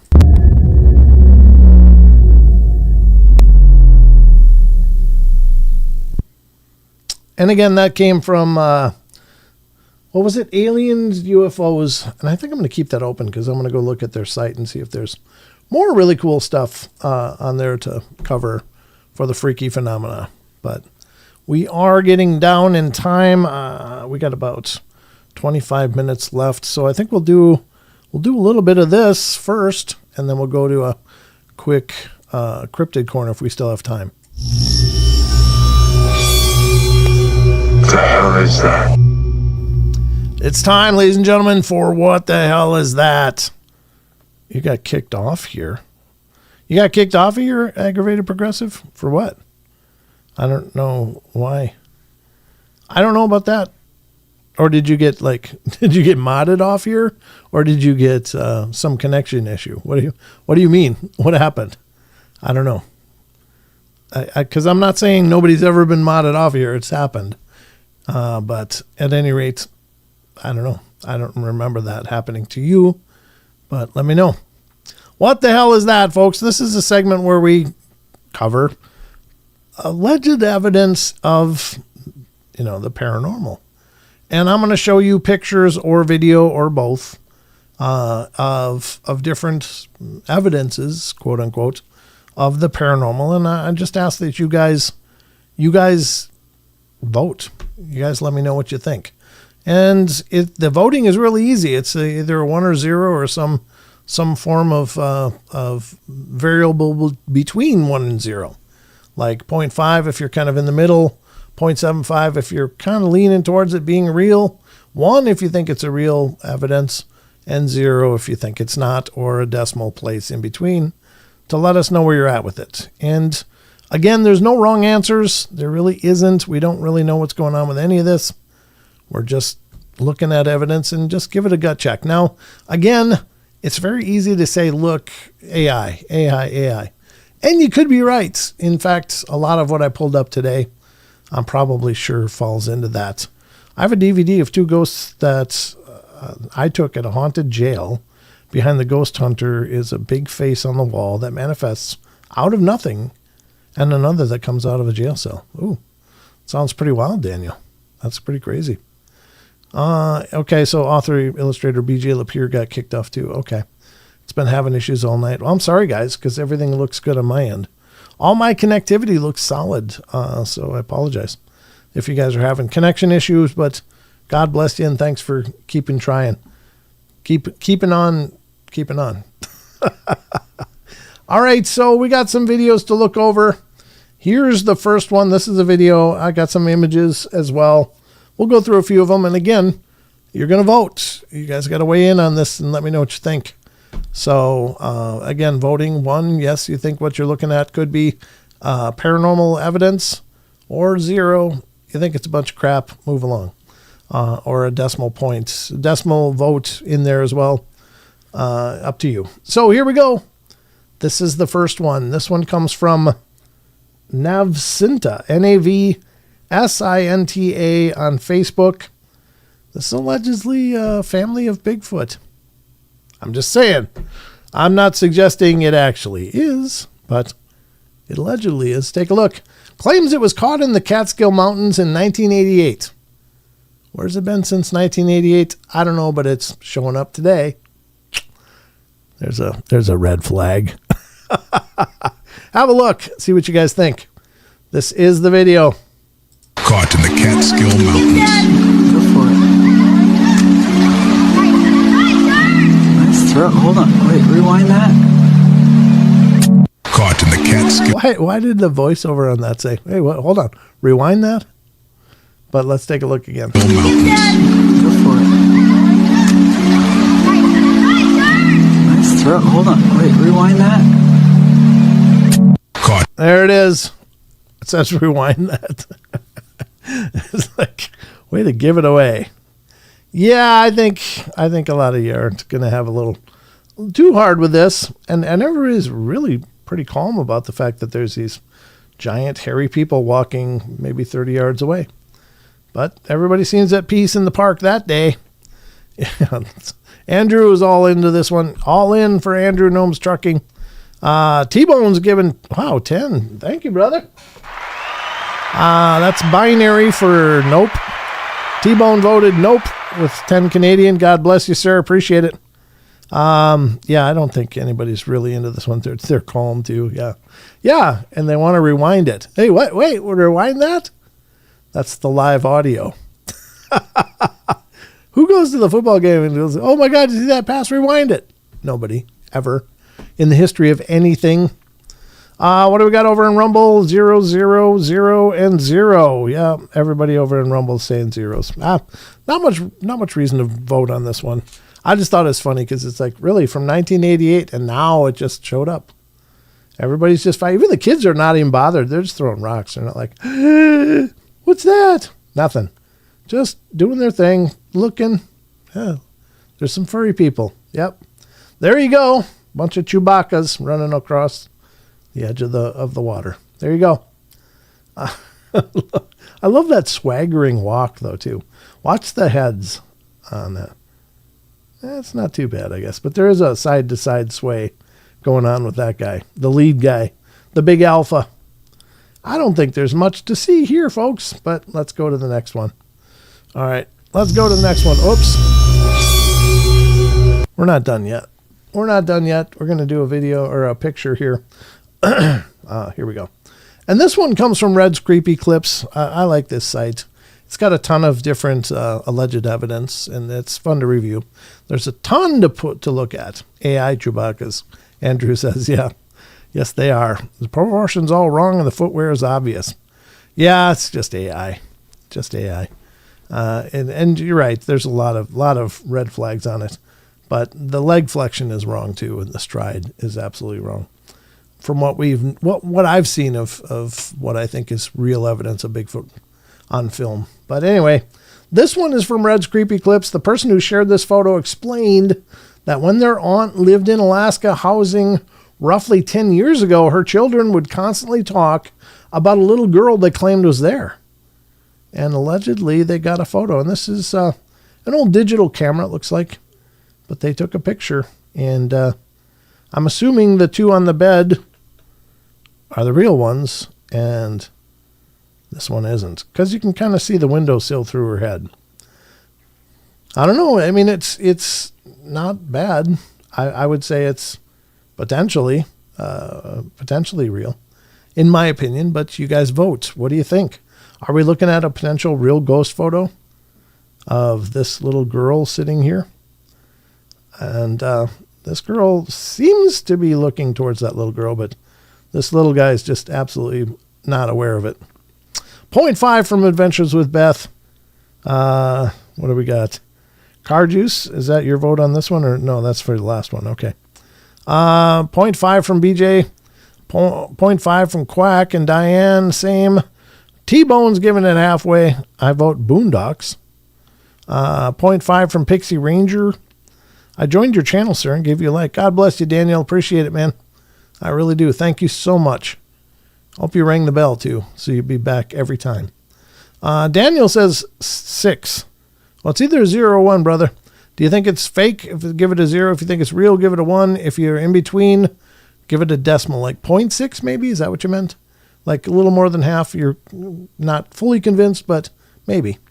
Karen, nope. And Dead Jed, halfway. Maggie's on halfway, as is Andrew Gnome's Trucking Express. Kedster, nope. Yeshua, half. A lot of half. That's fair. I think that's a fair vote. Susie Wright, half. Yeah.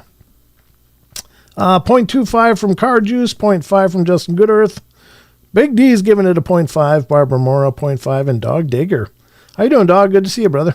A lot of 0.5s or 1s. Car Juice is the low vote over there, which is fine. I mean, it could be not real as well. Certainly hard to tell, but 6 one, half a dozen of the other, aggravated progressive says. So Aussie's giving it a 0.5, and DeOceans is not buying this one at all. So there we go. Those are the votes. And fair enough. I mean, it could be.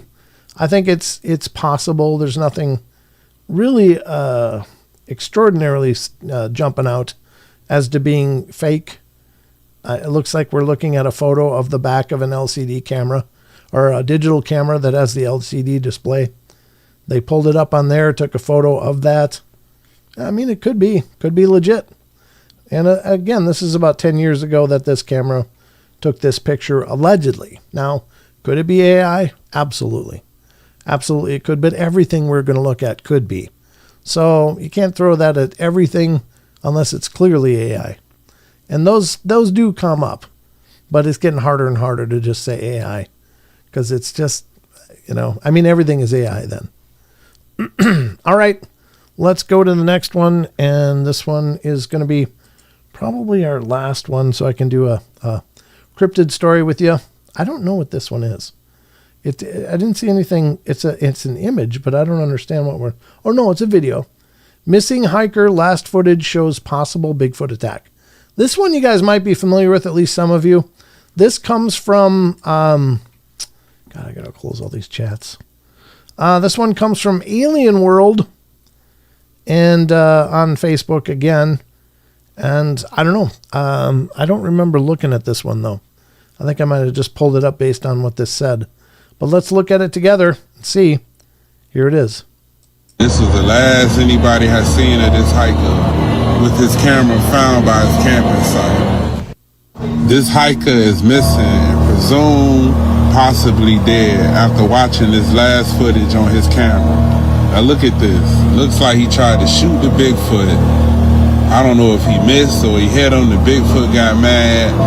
And this was the last anybody has seen of this hiker with his camera found by his camping site. All right, there you go. Is that an attacking Bigfoot? Or is it not? Let's vote. Let's see what you guys think.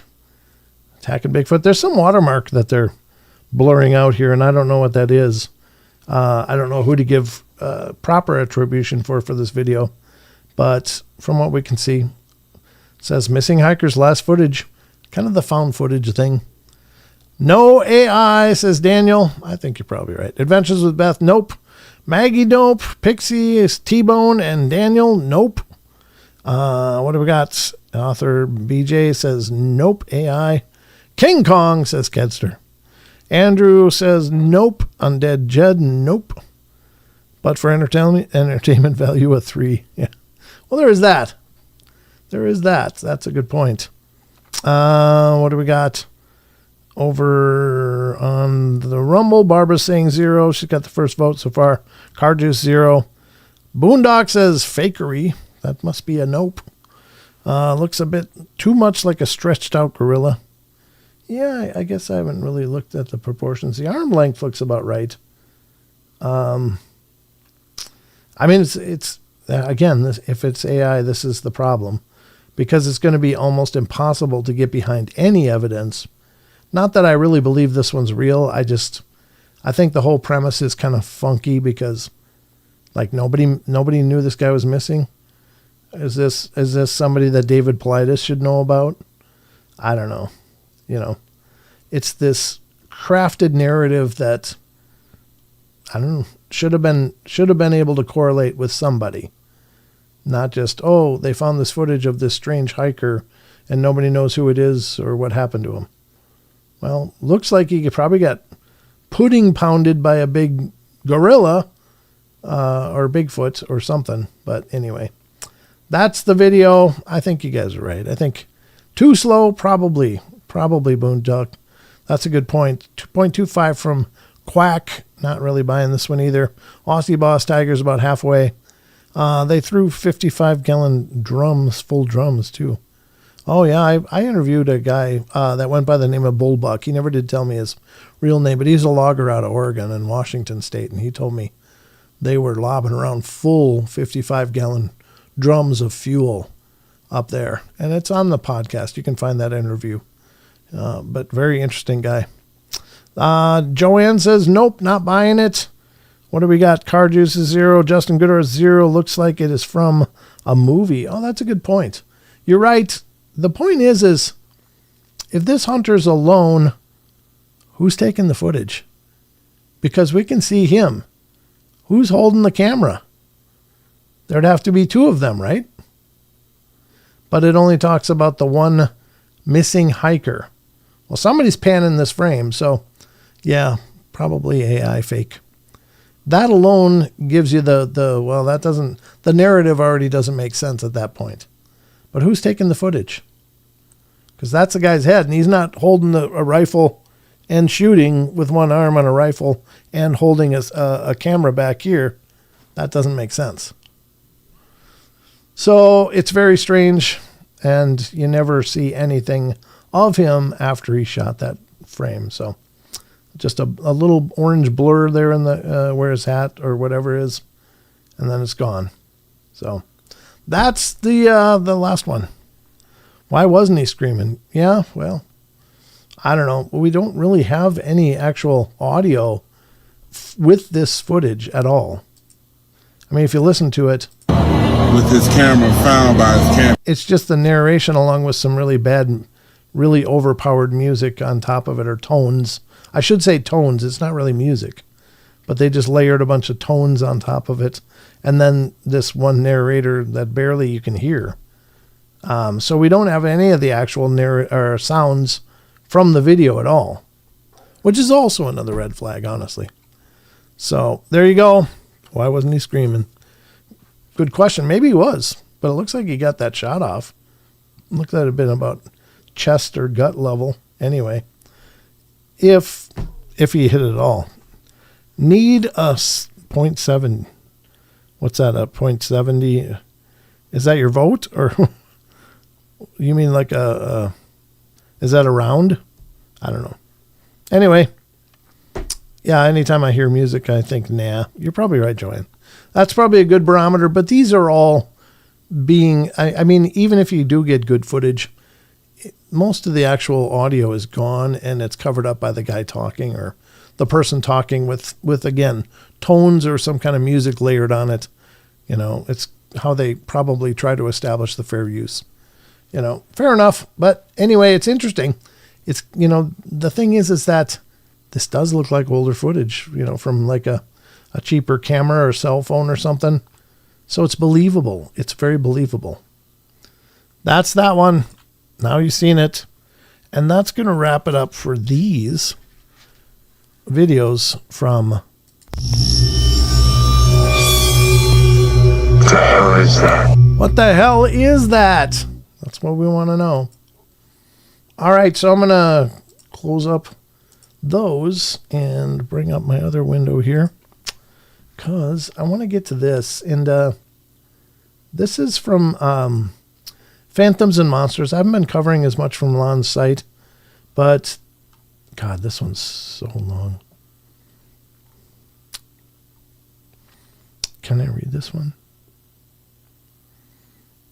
I'm looking at what he wrote here. Yeah, I think we can. Okay, so this is from Phantoms and Monsters, ladies and gentlemen. Lon Strickler's a longtime friend and does an amazing job on his channel. He's been on Coast to Coast. He goes on Spaced Out Radio with Dave Scott all the time. And he's been on this show a few times as well. Lon is just one of those pillars in the Paranormal Fortean communities. And his site is called phantomsandmonsters.com. And it is really one of the pillar sites for paranormal and unusual stuff. UFOs, Bigfoot, Dogman, cryptids, cryptozoology, and ghosts, and all kinds of other strange phenomena. So you really do stand to gain a lot by going and visiting Lon's site because you can find something about everything there. Lon's been at this for decades, and he's just one of those real solid voices in the field that we all, acknowledge and appreciate. And he's also a published author. You can find his published works listed on phantomsandmonsters.com, as well as a podcaster himself. He has a YouTube channel called Phantoms and Monsters Radio, and he live streams from there as well as puts it out as a podcast on all the podcast platforms. So lots to do with that. So we're going to go to this and check out this article, which is very cryptid related. It has a lot to do with the cryptids, and because it's time for the Cryptid Corner.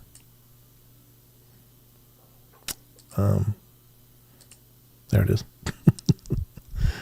It's time for the Cryptid Corner. Thank you, Maggie.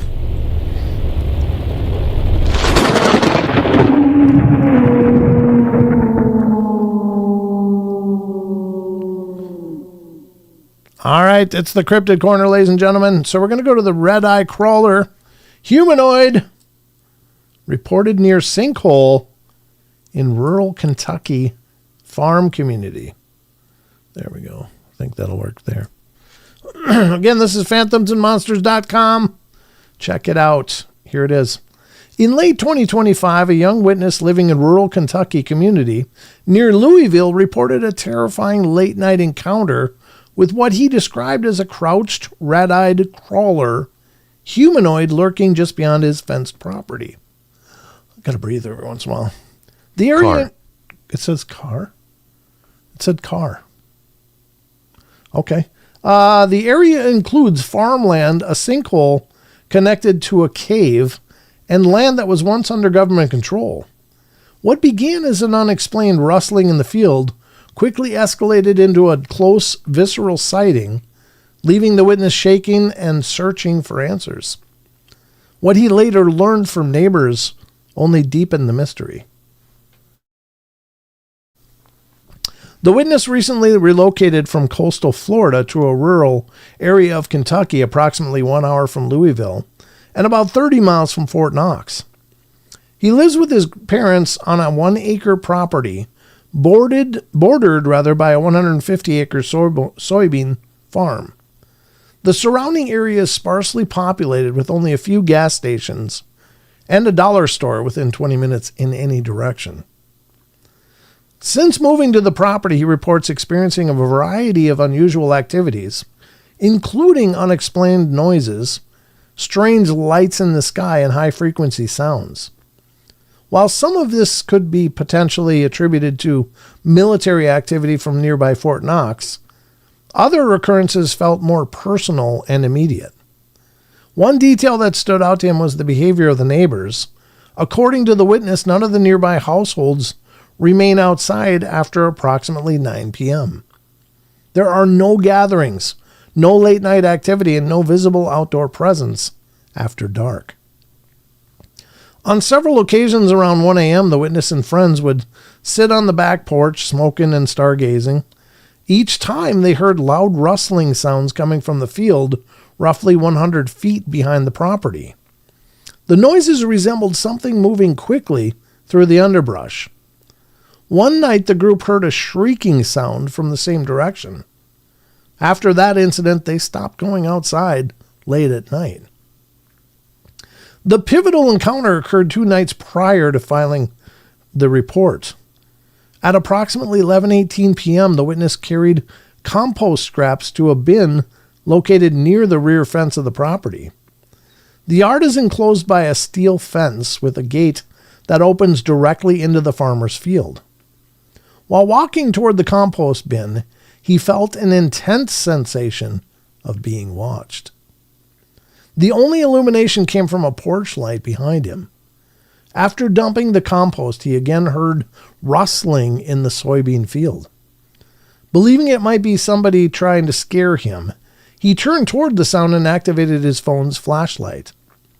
Well, initially he saw only vegetation, and then he noticed a reflection. When he directed the beam back towards that point, he observed what he described as a 4-foot-tall humanoid figure crouching behind the soybean plants. The entity appeared thin and low to the ground, with glowing red eyes reflecting directly back at him. It was facing him. The witness immediately fled into the house, locked the doors, and retreated to the basement. And he states that he has asthma and he ran faster than he ever had before. He later returned to the location during daylight and found no visible trace. He searched for red berries or reflective objects, but he found none. The following evening, he spoke with a neighbor and asked whether anything unusual had been seen in the area, and the neighbor reportedly replied that most residents go inside before night due to the local tales of hellcats and night crawlers. The witness later discussed the incident with his mother, and she then disclosed her own experience one night while speaking with a friend on the porch. She heard something climbing over the metal fence and footsteps approaching. Unable to see anything, she quickly went inside the fence. She went inside the house. The fence stands approximately 4.5 to 5 feet tall. Additional environmental details raise further questions. Approximately 80 feet beyond the property line lies a sinkhole connected to a small cave. The entrance is estimated to measure roughly 7 by 5 feet. Fallen trees have reportedly collapsed into the sinkhole over time. And the witness wonders whether the crawler humanoid could be using that cave system as shelter. County records reveal that the surrounding farmland was government-owned from the 60s through the 80s, and earlier ownership traces back to private agricultural use in the late 19th century before transitioning to federal control. Portions of the archived records are marked as unavailable. Historical aerial imagery suggests the property once encompassed more than 600 acres, and including the land where the current residence now stands. A man-made crater was reportedly constructed somewhere within the original boundary. The witness had also noted an absence of typical rural wildlife. No deer, raccoons, or fox had been observed. Neighbors reportedly adhered to an informal agreement not to keep outdoor livestock. One adjacent property housed the hound dogs that remain outside during the day but are always brought inside at night. The witness's mother speculates that this may be due to prior predation events. The witness is currently considered contacting the farmer directly to inquire about the cave and any unusual occurrences on the property. Yep, there you go. So very cool. And Lon has some good commentary in the patterns from here. The crouched red-eyed crawler humanoid. The description aligns with multiple reports of so-called crawler humanoids across Appalachia and the Midwest. These entities are typically described as pale, thin, low to the ground, and possessing reflective or glowing eyes when illuminated. Proximity to cave and sinkholes. Yep, community behavior shift. It's weird that none of the neighbors would go out after night. Like, they all just kind of knew that, no, you don't want to mess with that. Don't want to mess with it, but there you go. That is tonight's Cryptid Corner. I hope you guys enjoyed it. I hope you enjoyed the show. I want to let you go so you guys can go over and catch Dave Scott on Spaced Out Radio. The captain's in, and the ship is roaring to life. So head over to Spaced Out Radio on YouTube and watch the show. You're going to love it. Dave's a great guy. And remember, Dave will be on the show here on Saturday. So we'll have a honking good time with Mr. Dave Scott here on the Paranormal Portal. And so make sure you don't miss it. Mark your calendars. But that's going to wrap it up for me, folks. That's all I got for you tonight. All right. Might as well do that again. What the hell is that? Well, it's the end of the show. That's what that is. So that's all we got time for. Great to see you all. Thank you so much for coming and hanging out. Daniel, it's nice to meet you. Thanks for becoming part of the family, brother. Look forward to seeing you on these live shows every Wednesday, Friday, and Saturday night. 7 p.m. Pacific, we'll be here. And check out the podcast, everybody. I put out a new interview with T.I. Shippers, author. We had a great discussion, so I hope you guys have checked it out or will. So anyway, that's what we got for you tonight. That's it. Prayer, please. You need a prayer? Absolutely. aggravated, you have a prayer from me for sure. Hope everything's okay. Good show, Brent. Thank you, Diane. Great to see you guys. Good night, Rumble. You guys take care. Good night, Facebook. Good night, X. Good night, Twitch. Good night, all. That's it. Remember, love you all. Be good, be kind, be nice. Take care of each other. Help each other out. Find the magic in every day and remember to laugh as much as you can. I'm out. You guys take care. Have a good night.